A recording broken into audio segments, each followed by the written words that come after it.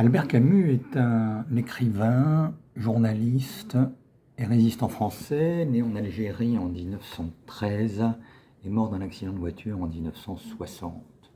C'est un très grand humaniste qui a toujours pensé qu'il y avait dans l'homme plus de choses à admirer que de choses à mépriser. C'est lui qui a parlé de l'absurde, absurde qu'il découvrit lorsque lui apparut le sentiment de l'inutilité de toute existence face à la mort. Et Camus nous dira que face à cet absurde, l'être humain doit se révolter et que c'est comme ça qu'il acquiert sa dignité. Il va naître, donc je vous le disais, dans un milieu assez pauvre, même très pauvre.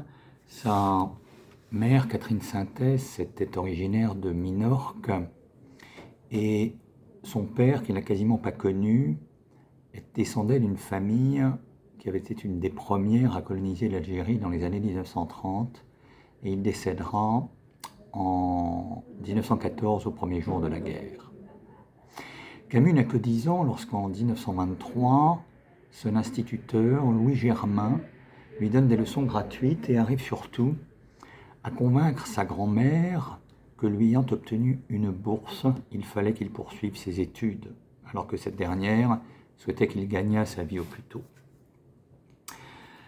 À l'âge de 17 ans, en 1930, Camus va cracher du sang et les médecins vont lui diagnostiquer une tuberculose qui va temporairement interrompre ses études.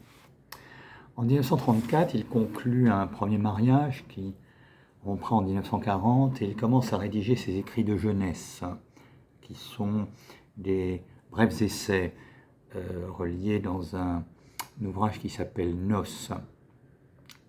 Et il rédige aussi L'envers et l'endroit. Et puis il va se lancer dans le théâtre et le journalisme.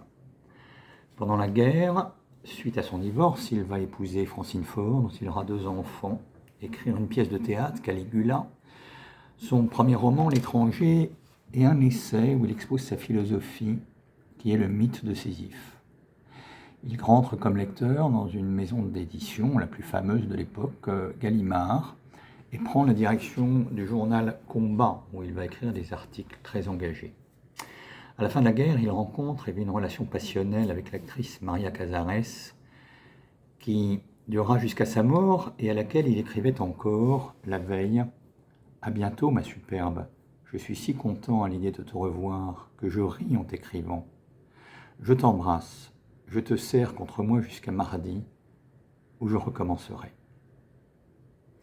À la fin de la guerre, il rencontre aussi le poète René Char et se lie d'amitié avec lui. Et puis, dans la période d'après-guerre, il publiera quelques autres grands romans, La peste, La chute, L'exil et le royaume, et s'engagera dans différents combats politiques et journalistiques, notamment à l'Express, où il rentre en 1955, et qui marque l'humanisme que j'évoquais tout à l'heure. Il avait d'ailleurs déjà, avant-guerre, écrit des articles virulents contre le franquisme et pour les républicains à propos de la guerre d'Espagne. Après-guerre, il va s'engager contre l'intervention soviétique à Budapest, contre la torture en Algérie et pour une paix civile qui reconnaisse le droit de vivre de chaque communauté. Il dira à ce propos « J'ai aimé avec passion cette terre où je suis né. J'y ai puisé tout ce que je suis. Je n'ai séparé dans mon amitié aucun des hommes qui y vivent. » Camus se battra aussi contre la peine de mort et contre le productivisme et le mythe du progrès.